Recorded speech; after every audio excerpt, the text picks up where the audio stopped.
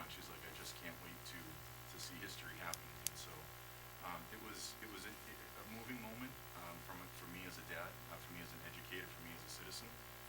And like I said, politics aside, I don't want to make this political in any way, shape, or form, and I hope it's not construed that way. I'm merely just trying to point out the history that we saw today, in the moment that I know that I shared with my daughter, and it's one I'll never forget. And I hope it's one that people had an opportunity to share, because it just was just really a great thing to see. So that's really all I wanted to say on that. Very well said. Any comments?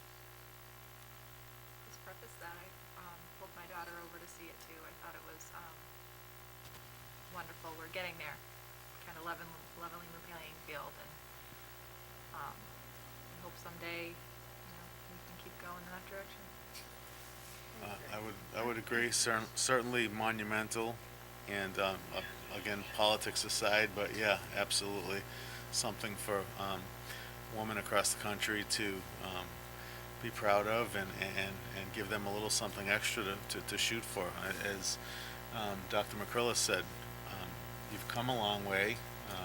Women have come a long way in society, and this is kind of the capstone, if not pretty close to it. So, very impressive, and I hope everyone did enjoy the event today.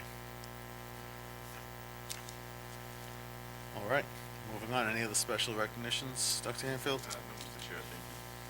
All right, well, if we have our student representatives, do we? Did you not see them? I don't see Aaron or But Jasmine. they usually pop in somewhere around between now and 10 of 7. So Okay, well, we'll keep an eye out for them, and in the meantime, I would entertain a motion to accept the minutes of January 6th. I'll make that motion. Do I have a second? A second. All in favor? Aye. Aye, it is a vote. And I'm not keeping an eye on the screen. I'll just revert back to Gail and Dot. If you had any comments under special recognitions, I apologize. Not used to seeing you from a distance.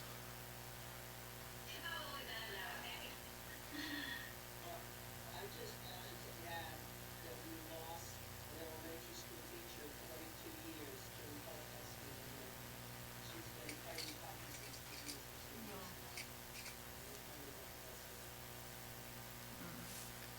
Thank you for that, Gail. through the chair, we'll have a more formal, as we always do. We'll have a more Yep. formal. Thank you, Mrs. Toller, for sharing that. I was unaware until you just said that. So, but as we always do, we'll have a more formal celebration of her career and what she meant to Auburn. She was my 5th grade teacher. Matter of fact, I just saw a picture of my 5th grade class with her on the internet the other day for someone's birthday. So at our next meeting, we will celebrate her career and what she meant to the town of Auburn. So thank you, Gail, for sharing that. That sounds great. Thank you. And we now move on to the superintendent's report. Dr. Hanfield? Thank you, Mr. Chair. Just as we've kind of been doing right along here, just sharing a COVID update. As everybody knows, the week after the holidays, we stayed remote and we returned back to school in person on January the 11th. Having visited every building on Tuesday the 12th, and Dr. Chamberlain also visiting buildings during that week. Suffice it to say that the majority of faculty, staff, and students that we spent time with were very happy to be back in school. Probably so were the parents. We also reported that the atmosphere units were in, and those are up and operational, and we're not having any issues with those. So that's a positive. And as we've been doing right along, Mr. Fahey and his team will continue to maintain records of our air quality in our buildings, but thus far they have been perfect. There have been no issues. But we will continue to keep our eyes on that as we move through the winter months. And then similar to what we saw the Monday after the holiday, the Monday after New Year's, the week that we were remote, we reported out 33 cases between the period of December 22nd to January 4th. So that would include that Monday that we're back in session. Between January 5th and the 8th, there were 13 additional cases. Last week, we had 20 cases, and for this week, as of today, there are 6 total. We reported 6 yesterday, keeping in mind that it's about a 3.5-day period where there were no reports. So there were 6 yesterday, and we reported 0 today. And Dr. Chamberlain, I believe close contacts are down as well. Yes, yes. Each day they're fewer than they had been. So we're headed in the right direction. So, yeah, so, I think kind of consistent with what we're seeing, I think, on the state level, in terms of cases, new cases they're reporting. There's also an article in Telegram and Gazette, I believe it was yesterday, talking about, the 2.5% or so downturn in positive cases that we've seen. So all indications are that we're starting to kind of see downslope. I think what remains to be seen is if we continue on that trend. I think what remains to be seen is what impact, if any, the new variants will have. Those are still being worked out. And then obviously, we can't get vaccinated fast enough. So, we'll continue to work on things, but we've talked internally, and we do feel that there's obviously light on the horizon, around this issue. So, we're hopeful that continues. Through the chair, have you gotten any inside information on teacher vaccinations at all? I spoke with the Board of Health last week. It seems that local boards of health around the state are very heavily lobbying the State Department of Public Health to move teachers in, public school settings and private, public school settings primarily up the ladder. And I have another meeting with them on Friday. I'm hoping for an update because they were having another couple of update meetings this week. So there's a lot of pressure to move that on as they say, the Department of Ed wants us to stay open. Right. We need the vaccine. Right. And there are many people lobbying for that. So I really am truly hoping for good news very soon. I might send a letter myself, because if they can't talk out of both sides of their mouth, let's keep our teachers safe and keep our kids in school. Do it with vaccinating them. I completely agree with that. And they had a very successful clinic, our Board of Health. Yes. For our first responders last week. So they now have a really efficient and effective system. So they just really need somebody to say okay and give them the vaccine to kind of get moving, so. Yeah, through the chair, we have all the check boxes kind of already in place, which is a requirement to kind of, for them to, put you in line to get vaccinated or to get vaccine to then do the vaccinations. So we're very fortunate, I don't know if I mentioned it in the last meeting, but over the Christmas holiday, Dr. Chamberlain and myself met with Darlene Coyle from the Board of Health and Chief Coleman. And that was the conversation, making sure that we had, the plans in place. We already have a mass immunization plan as part of our emergency plans.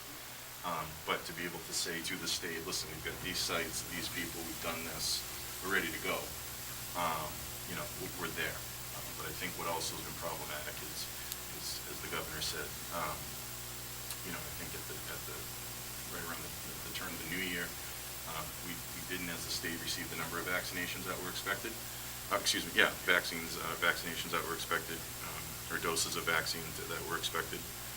So that's obviously set us behind a little bit.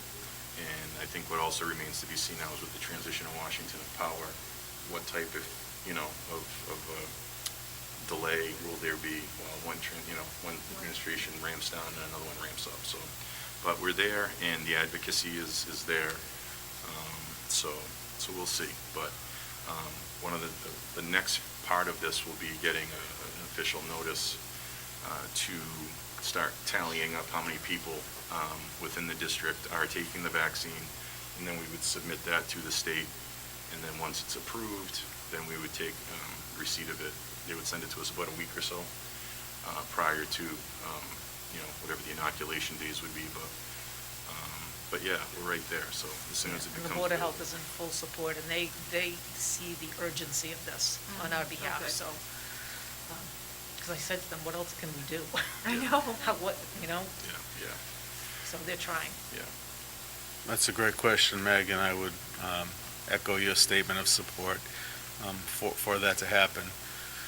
And beyond that, I just want to continue to thank Auburn leadership, Dr. Hanfield, Dr. Chamberlain, and everyone else who is keeping us safe, and not only that, through contact tracing, making sure that we're all safe, making sure that our children are safe, our teachers, our support staff, but also being completely transparent.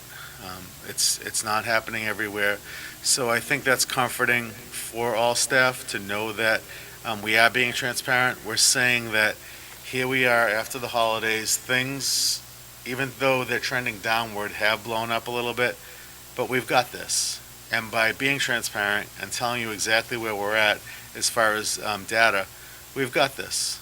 And we're not going to let you walk into harm's way, nor are we going to let your children walk into harm's way. So that's much appreciated. And then for those who are in the trenches, for our support staff, our teachers, just thank you. I appreciate so much what you do. As Dr. Hanfield said a moment ago, to see his daughter up wide awake and ready to go and showing some excitement about the inauguration. Well, we see that a couple times per week when our students get up, when our children get up in the morning. True. They are so excited. They could not do that without the teachers, without the support staff, without administration. So just using this opportunity to say thank you to all of you. You're not forgotten. You are being recognized. We totally appreciate everything that you do. It couldn't be any more meaningful to see your kid get up in the morning, excited, showered extra early, and ready to go to school. It's amazing. It's not happening everywhere. So, that's something that we really need to appreciate. And as a district, as a community, we need to appreciate that. It's not happening everywhere. Some children have not been to school for almost a year now, and imagine where they're at mentally. That's got to be so challenging for them, for their families. So just thank you, thank you, thank you. It's much appreciated. You wear the masks all day. You're doing it for 6 hours a day.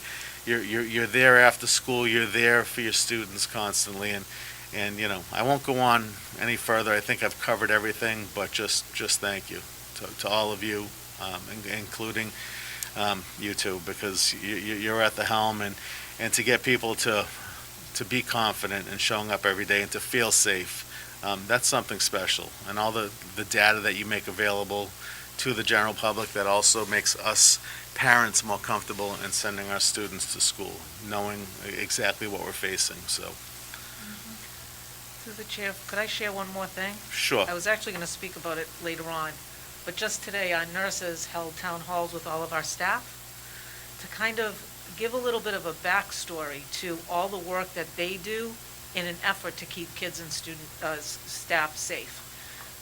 The relationship with the Board of Health. The contact tracing they've done is, I would argue, unmatched in other public school districts. And the use of Zip Slip and their efforts have allowed us to keep a really strong pulse on what's happening with all families. They speak with each other, they make connections between families, they talk about who kids were with, who should be in school, who shouldn't be in school, along with all the other efforts, the Atmos air units, the cleaning by the custodians, everything. I kept saying today, it feels like we're all rowing in the same direction, and it's really powerful when that happens. So very timely comments, but that was a discussion across the district today about just to give everybody kind of like, look what you've done, look what your efforts have let us do to have our kids back in school. So Through yeah, the lots chair, to on be top proud of that, they're still seeing kids in school for regular things that kids need to be seen for in school. Right. And keeping them happy. I've heard of a few kids who like to still go to the nurse's office just to see them. And it's just amazing that they're doing that, both jobs, really. And just as a excuse me, through the chair, just as another kind of data point, and I was, we keep a spreadsheet where we keep track of this. It's a multiple file spreadsheet, but there are over 1,600 entries from our school nurses. Wow. Over 1,600, where they're tracking. So if people wonder what they're doing, or they're contact tracing, it's mind-numbing. We had about 600 at the end of October or so, into November, and then it just exploded. 1,650 entries our nurses are tracing, and you know, again, the majority of them don't turn into COVID. But just the walking through and the process that they're going through is just, I couldn't agree more with Dr. Chamberlain. You know, the contact tracing is amazing, the detail is amazing, and, you know, we can't, you know, say to the nurses enough, you know, thank you for what they're doing, and to the families too, because the other part of this is that, you know, the zip slip, you know, is so critical, and it's what's allowing us to, you know, follow these leads. And so, yeah, it's a total team effort, but, you know, it's a total team effort, so. Excellent. Yeah, and I hope I didn't leave anyone out. When I say support staff, I mean everyone involved. Everyone that has anything to do with educating our children, keeping them in the buildings, and keeping them safe. You know, I thank all of them. I hope I didn't slight anyone, but I appreciate the additional report and commentary. That's meaningful. And hopefully, when this is all over, we can find some way to recognize them. And that goes for the naysayers, the ones who don't really want to be there. They need to understand that they're also making a difference. Whether they're happy, whether they're comfortable, you know, or whether or not they want to be there, you're making a difference. So just keep that in mind. Dot, did you have something? Your screen's lighting up. I can't hear. Are you muted? We're gonna have to- Thought we had you, hold on. There we go. Yeah. Yep.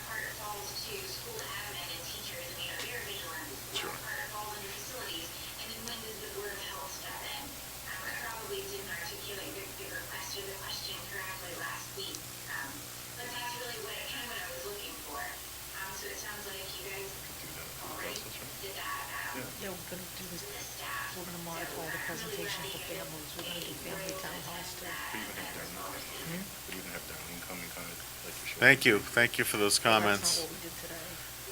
I don't know if she'll- Yes, go ahead, Gail. One thing I'm concerned about, and I'm basing it on a conversation I heard earlier. I believe the teachers are scheduled for the vaccination sometime in February. And I'm just wondering,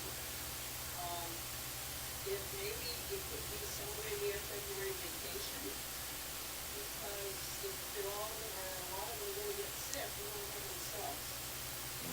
So through the chair, the vaccine, it can make you a little sick. I got the first one and I was very fatigued the next day. I haven't gotten the second one, but from what I've heard, the second vaccine, people tend to just feel a little bit more achy.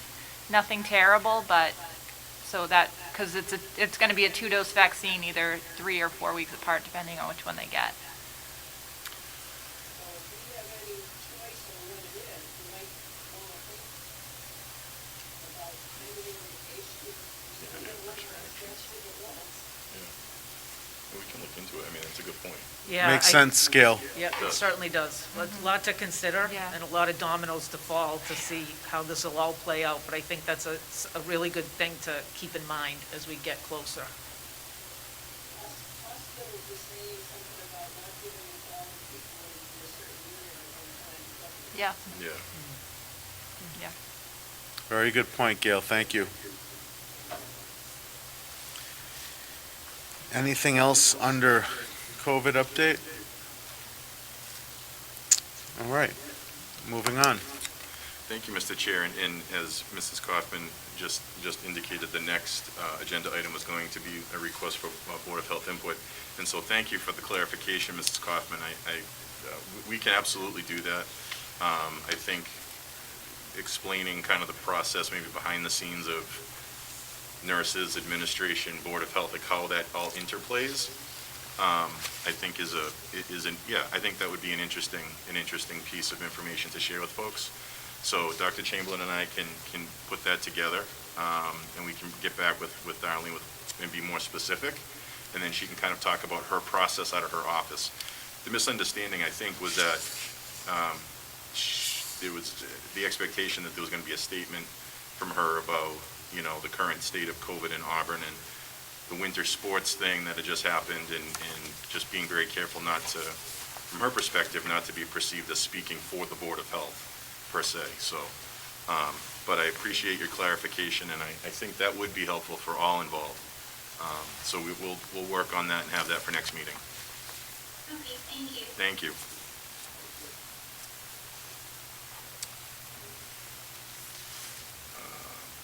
Moving on, Mr. Chair and committee, Assabet Valley Collaborative, it's one of the collaboratives that we belong to. We use Assabet Valley as we use Southern Worcester County Collaborative for some of our more challenged students that we can't necessarily handle their needs in the immediate. Their annual report and their financial statements are presented here for your review. The two documents, they don't need a vote to approve, but as a member district, it's required that they be shared with you and accepted by you, similar to what you did with Southern Worcester counties at our last meeting. I would entertain that motion. Make a motion to accept the ABC's FY '20 annual report and approve financial statements. Do I have a second? A second. Any discussion? All in favor? Aye. Aye. It is unanimous. Thank you. Thank you, everybody. And we now move on to unfinished business. Yes, thank you, Mr. Chair. So just really quick, as we discussed at our January 6th meeting, we did send forward our draft budget for FY '22 in the amount of $27,988,540.45 to the town administration. And it was received with gratitude. So thank you very much on behalf of the town administration. As previously stated, the budget number represents a 2.89% increase over the approved amount at fall town meeting in October, and is a 0.99% increase over the approved amount at spring town meeting last June. With the release of the most recent stimulus monies from Washington still yet to be received here in the state and then passed to districts, and not knowing quite yet what the governor's projected budget will be, as well as local receipts on the town level. It's obviously still way too early to really have any in-depth conversations about what an FY '22 budget will look like up or down in terms of this draft number, but when that information comes available, of course, it'll be brought to the committee for discussion. So that's just more of an informational item. All right. Any comments? We'll move on to new business. Thank you again, Mr. Chair. We do have one item of new business, and it's kind of a continuation of a discussion from late fall. The state, in its efforts to try to make schools as safe as possible, had launched a pilot pool testing initiative, and the results of those member schools in the late fall that took part were released, and they presented in a Zoom call to other interested districts in terms of, just kind of talking about their experience, what they found, so on and so forth. You have the presentation actually in your packets. What the state was asking was that any districts that had preliminary interest in something like this to indicate that by January the 18th, which we did. But there are a lot of things that we have to kind of flesh out. And I just put some here. The cost, the first 6 weeks are free, but then it's on us to pick up the cost. It's roughly $5 a test, and if you do the math and you're testing 2,000 plus just kids alone weekly, you're looking at about $10,000 a week on the low side. Wow. So that's one issue. Logistics are also a concern. We're not certain that our current school personnel could handle this task. As I just mentioned to you earlier, they're out straight tracking zip slips and doing contact tracing and dealing with kids who are just normally sick and have issues. So logistics is somewhat of a concern for us. We're also thinking about the practicality of it. I put here in parentheses, the time lost out of the school day to participate in something like this. But the other part of it too is, what's the potential cost benefit to us as a district if we participate in it? Many school districts are not engaged in the zip slips or the contact tracing to the extent that we are. And Dr. Chamberlain can talk more about this, but the percentages of students that school districts were finding positive in the pilot were about the same that we were finding in doing our zip slip testing. So, there's other elements to it. Those are kind of some of the big pieces. And then, another part of it is, protocols. You can set your pools of students to really 5 to 20. 5 to 25. 5 to 25, excuse me. But it's like if you test the kids, one kid comes up positive, the whole group is out. They all have to get tested again before they can come back. So now it's one of those things where, if you engage in pool testing, that happens. Now you've got kids out of school, many probably unnecessarily. What impact does that have? So we're very much still reviewing it. There's another webinar coming, and you probably can talk more about that. And the other piece of that is if there is a pool that's positive, we're also charged with using the Abbott Binax Now test for the second round of testing, which requires a second site for that to happen, or location, because if you suspect that someone might have it, you can't let them back in the school to get the test. So that's another layer that you have to provide the staffing and the organization to provide. So on Friday, there is another webinar related to more specific about the cost, because all they gave us at this first one was the $5 for each swab. But if we were to have to hire someone to organize, someone to do the swabbing, you also have to provide a courier to deliver the swabs. We would probably do it twice a week, one for cohort A, one for cohort B, seemingly. So there would be a twice a week delivery. There's a 24 to 48 hour turnaround for the tests. So there are a lot of logistical things that have to be considered, and even one of the districts that reported out, which was Salem, which has been in the newspaper quite a lot about doing the pool testing, indicated that they don't think financially they can support it to the end of the year because it's so expensive, and they're only doing their high school. Wow. So, and you can do it in a targeted way like that. It's just that if you decide to do a certain population in a school, you have to do the whole school. You don't have to do the whole district. And then the question is, how do parents get their children to get that second test? Because they can't get it at school, so. Yeah, well, and they should get it, so they're encouraging that it happen through the school, but that the school provide a separate kind of Site. location to make that happen. And staff. And then that Abbott Binax Now test is a rapid test, which initially they had said could only be used for symptomatic individuals. But now, because it's a second level test, they said it can be used for the second layer of testing for this pool of people that may be positive. So that's a rapid test, which obviously a rapid, you get fairly quick results, but it's a little tricky, the logistics of it. I don't know. It's a lot to think about, and I think the other costs associated with this are going to be pretty hefty. I mean, if it's worth it, it's worth it. I just don't, I don't know that we've gotten there yet with the information that we've received so far. Dot, did you have something? It's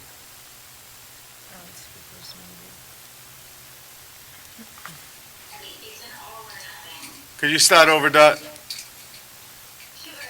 so am I understanding it correctly, that it's an all or nothing program? You can't just plug in when you would potentially need pool testing, like Oh. if a Oh, sports yeah. team No. Yeah. Yeah, no, through the chair, you can opt in at any time. The pricing and things of that nature, none of that changes.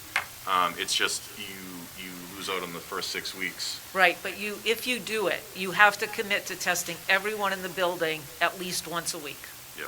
And that means, Yeah, I agree, and it doesn't sound like it's very cost effective. That's No. unfortunate that they're limiting such a large pool, because that could really be a very effective tool in our arsenal to be able Agreed. to Yeah. have access to that kind of on an as-needed basis for smaller groups. Yeah. I will say initially, I got very excited about it. Yeah. So did I. And I'll Yeah. look for more information, obviously, on Friday, right? But I just don't know if it's, particularly with us being in the hybrid model, you know, we have those 5 days in between cohorts that, quite frankly, is what has served us well thus far with, you know, kids are in 2 days and then they're out for those 5, Yeah. right? So a lot of things can happen on those 5 that then they don't come back to school, and so we're not impacted by it. So it's tricky for sure. It's Well, tricky. through the chair, it would be very effective with the sports, sport teams and stuff. If we could only use it for that, that might keep the kids playing. But it doesn't sound like that's a possibility. Well, and through the chair, we had also had discussions about even just standing it up for teachers. You know, Yeah. as something to, another layer for teachers, because like I said, I think we have a pretty good system in place now with our families. But to Mrs. Kaufman's point, that's how we found out that we couldn't just kind of pick a select population. It was kind of like you were all in or you're all out. Yeah, the only selection in that is you don't have to do your whole district. Right. You can do just one school, but once you pick that school, Yeah. that's custodians, secretaries, teachers, Everybody. everybody, once a week. If I could ask, the part I don't like is when they test the pool and they're all out. Hmm. You said day 2, they're okay, Right. you're throwing out 19 kids because only one child is sick. Correct. And which means we're now is better than that. And through the chair, if we can only use that one company, if the whole state is using that one company, it's Yeah, not it's a gonna state be a bid. 24 to 48 hour turnaround after a while.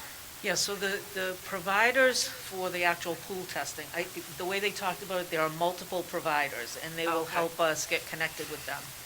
The Abbott Binax Now is a separate thing, and that's a supply issue. So that's a rapid test, so our nurses could get trained to do it, or somebody could get trained to do it. It's done right at the school or building. Okay.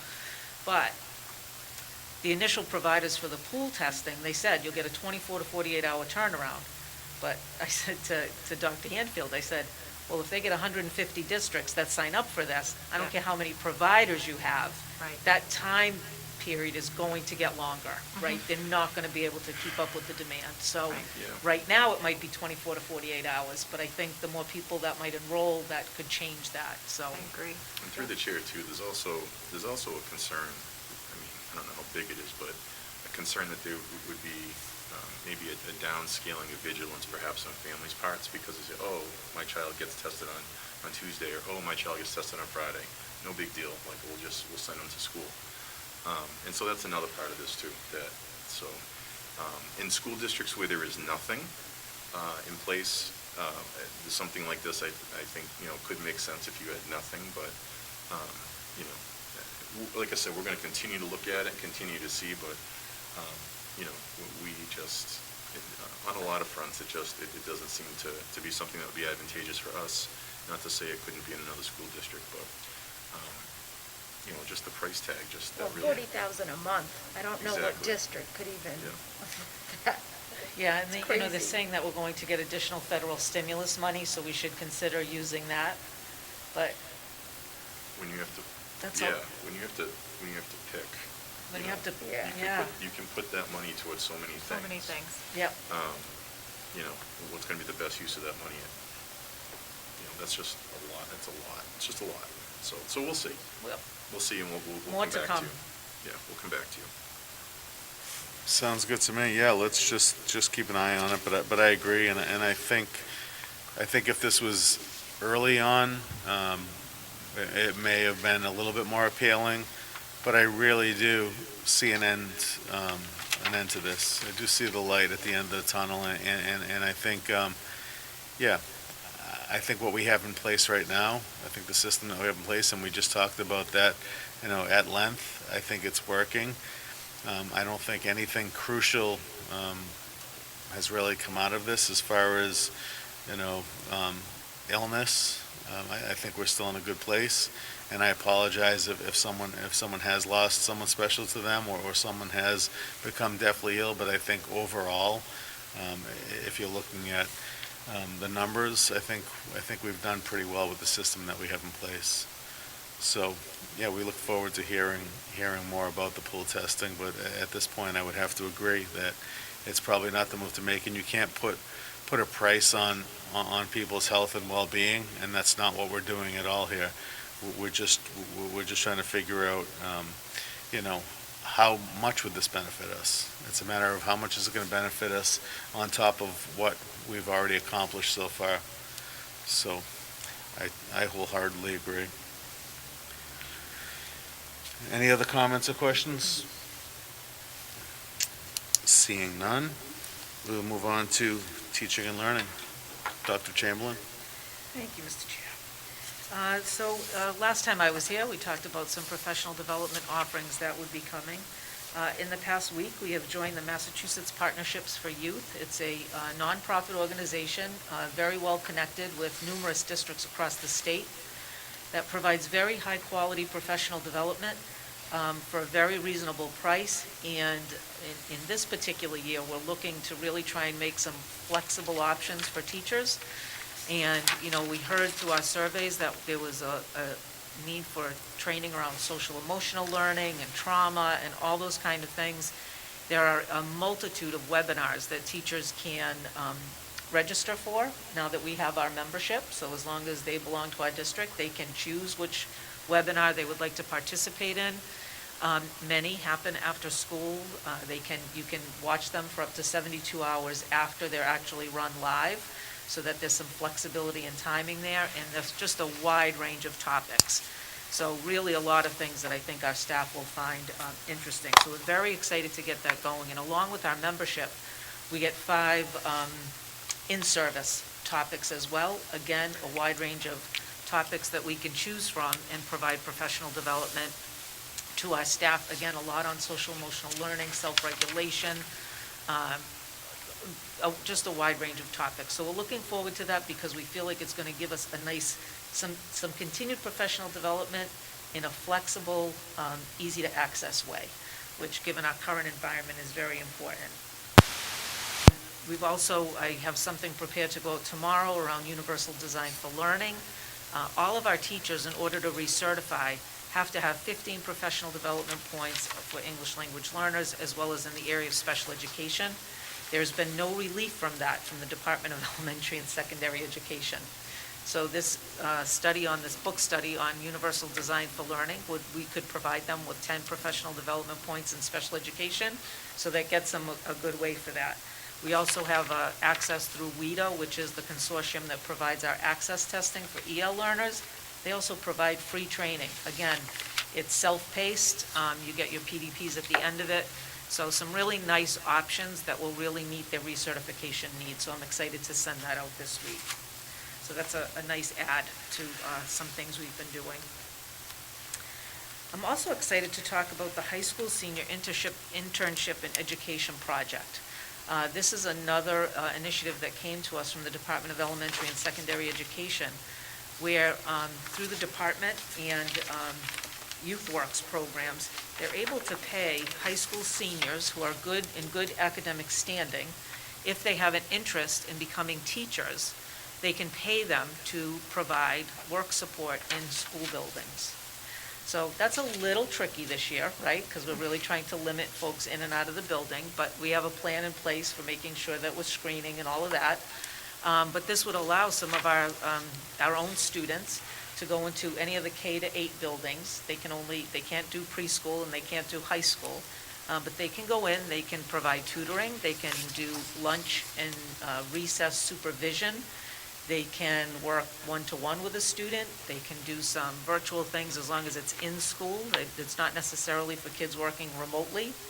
But all kinds of support that can happen in a school building, and they can get paid minimum wage while doing it, all through this Youth Works organization. So we currently have 9 high school seniors that are, fit the parameters and are very interested in doing so. This all still has to get approved through the Department of Elementary and Secondary Education, but we think it's a really valuable ad. Given our situation with substitute teachers, we feel like this is, gives kids another opportunity to kind of explore a profession a little bit while providing some of our schools with some needed support. Does anyone have any questions? Oh, that sounds I think- awesome. Yeah, I think that's an excellent initiative, and if nothing else, it's gonna scare them right out of education before they have an opportunity to spend that money If they to can learn. survive this, they can survive anything, right? And, you know, Exactly. And through the chair, I had said to Dr. Chamberlain, honestly, I personally got my start in education through working in, I was one of the first to work in a satellite program in the old high school. Dr. Chamberlain, you were a room mom, right? Oh, Volunteer. absolutely. So, we want to encourage, right, kind of this work and getting kids involved in it. And, what better opportunities than to entice them, right? During my day, it was, I get academic credits for the school day to be in satellite. You get to spend time with your daughter Yep. in the classroom. But for some of these other kids, give them a little bit of dough to go to class, and who knows? Yeah. Who knows?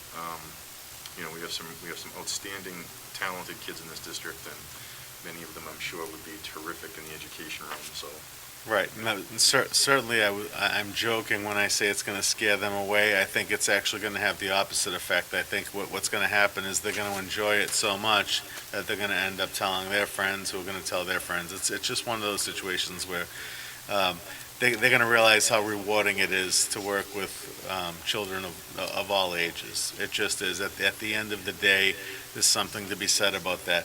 Maybe you didn't build something, maybe you didn't develop a new product, but there's really something to be said for teaching, molding the young minds, and watching them walk out the door with a smile and look forward to seeing you again the next day. There's no substitute for it. So I think it's actually a good feeder program for our school system as well as others. Through the chair, I think the children will benefit, the little children, just as much, because sometimes they're going to connect with those high school kids a little bit more than an older person, potentially. And I know that a few of my kids' teachers were former Auburn grads, and it's amazing to see. So, I think it's great. No, they can reach those students in ways that even someone my age can. It's amazing when younger students fresh out of college come into our building, the things that they're capable of as far as technology goes, and that's really where you hit home with a lot of the students. So, no, I think it's a win-win. I'm very excited about it. Sounds great. Any comments? This sounds awesome. And when I was a student, I would love something like that, but I don't want to be a teacher, and you didn't find out.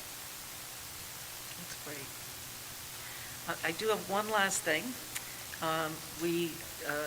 Meg Berg, Jen Britcher are our 2 social workers, and Vicki Nett is our BCBA in the district. They've collaborated with Kim Kusiak, who is a child psychiatrist that we've worked with over the past several years from the Assabet Valley Collaborative. So they got together to put together a parenting program. We weren't going to be able to run Strengthening Families this year because Strengthening Families really relies on that in-person time, right, where we had folks come for dinner and then they kind of split up last year. We did it at the middle school. So this is really more of almost like a 6-week class that they've put together to help families to better communicate with their children, to handle issues around behavior related to tantruming or, difficulty with teenagers, those kind of things. And tonight was their first episode this afternoon at 4 o'clock, their first class. They had 42 parents show up. It was awesome. The content was so good and so applicable. Great feedback in the chat. And so next week, Kim will do a little bit more from that psychiatry end of things, talking about the physiology of trauma and how the brain develops. And then our BCBA and our social workers will kind of get their piece of that, talking about supports they can put in place at home. So some really great feedback, awesome program. So just another thing to be proud of that our staff are doing to support our community. They actually had over 80 families respond initially. So the video, the Zoom meeting today was recorded, and it'll be sent out to all 80 families that initially registered, so they can watch it at another time. So it was really, really good. So another thing to be proud of. Yeah, and through the chair, we'll make another section on the website, and we'll start adding those. Yeah. But, you know, as we sit here and we talk about our kids' mental health, we talk about our teachers' mental health, we also are very mindful of our parents' mental health and the stress and the strain, you know, and you know, we're aware of it just through, you know, just our daily work, but you know, to be able to put something out there and offer it to the community that we hope will at least give them some strategies, some tools in their tool belt, some understanding to help them better support their children. I think and try to make the home front more harmonious at times. You know, just as, yeah, it's a credit to the staff involved and to Dr. Chamberlain and Dr. Kuziak for coordinating these things. So, yeah, very, very proud of it and very, very proud of the turnout. That sounds excellent and definitely meaningful and useful. And you know, you hear it all around. Parents are struggling, students, their children are struggling, which I think leaves them in some cases with a little bit of guilt. I'm not able to pull this off. I'm not able to do all of this at home. So really it comes full circle as far as, you know, the emotional issues that are attached to it. So no, I think this is a great program. Any other comments? I know I have a few friends who went to it today, so I'm interested to hear from them what they think. They were very excited. That's excellent. It was great. Thank you for Thank that. you. We look forward to hearing more about it. Is that all we have before we move on to Yes. Yeah, yes. Thank about you. as much excitement as you can have remotely, and that being the business and financial report? Cecilia? Cecilia? Good evening, everyone. Can you hear me? We can hear you.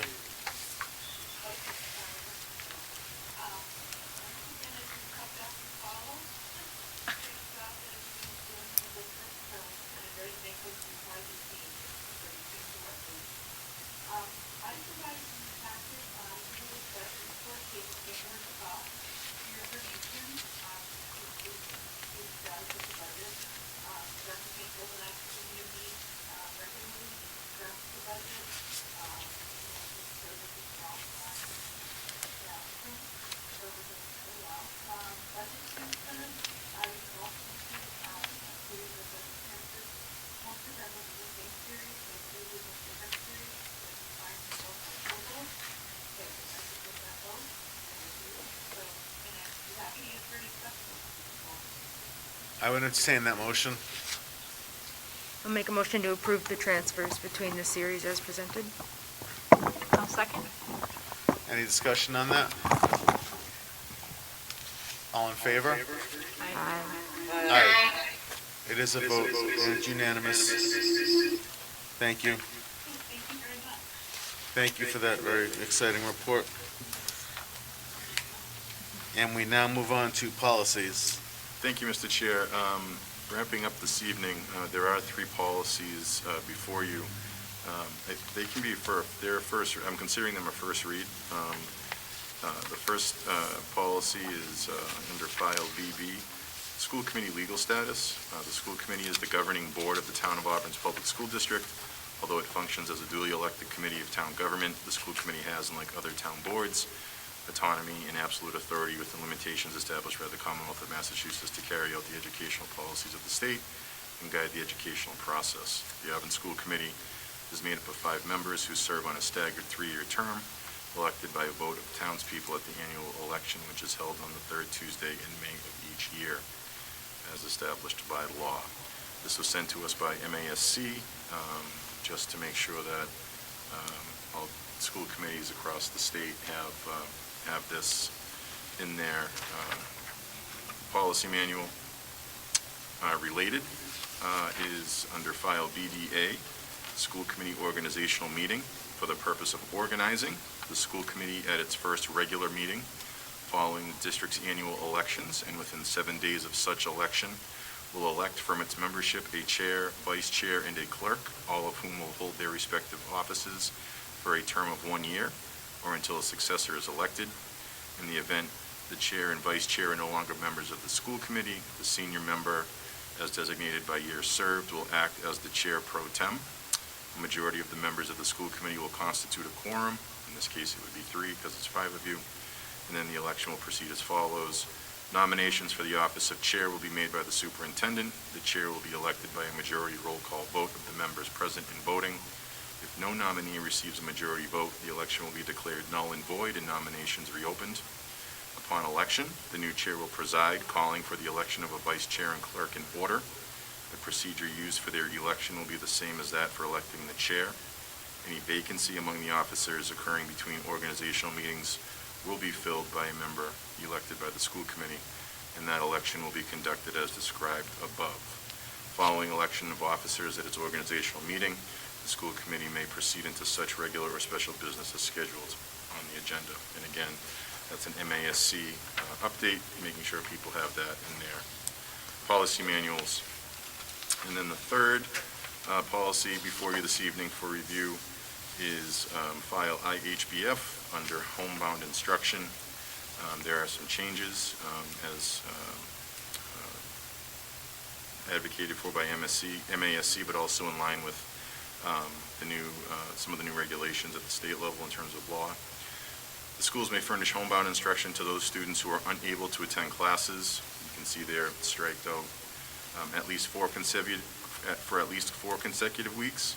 It's now a period of not less than 14 school days in any school year due to a physical injury, medical situation, or severe emotional problem.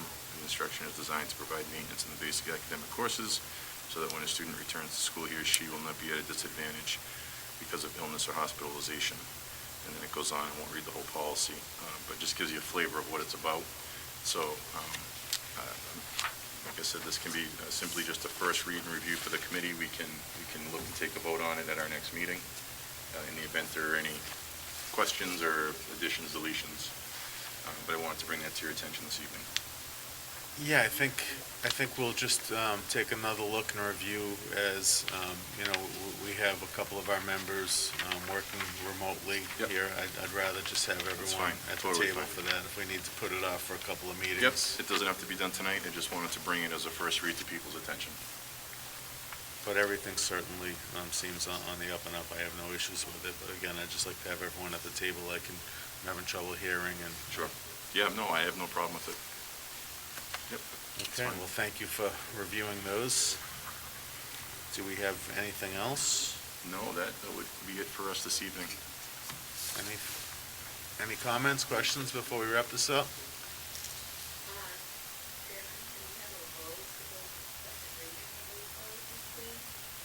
A vote to go with this To the second reading. second reading. Okay, I would entertain that motion. I'll make a motion to approve on first read. Yeah. Do I have a second? Second. Any discussion? All in favor? Aye. It is a vote. I think that's the first time we've heard Mrs. Ottner out. Yes. No, it's like the wizard behind the Thank you, curtain. thank you, Elaine. It's like Charlie's Angels. You hit the nail on the head. Absolutely. Thank you, Mrs. Ottner, for that. She always keeps me in line. Otherwise, I'd hear about it in the morning. All right, I would entertain a motion to adjourn. I'll make that motion. Do I have a second? Oh, second. All in favor? Aye. Aye. Aye, it is a vote. Thank you. Good night, Thank you, everyone. everybody.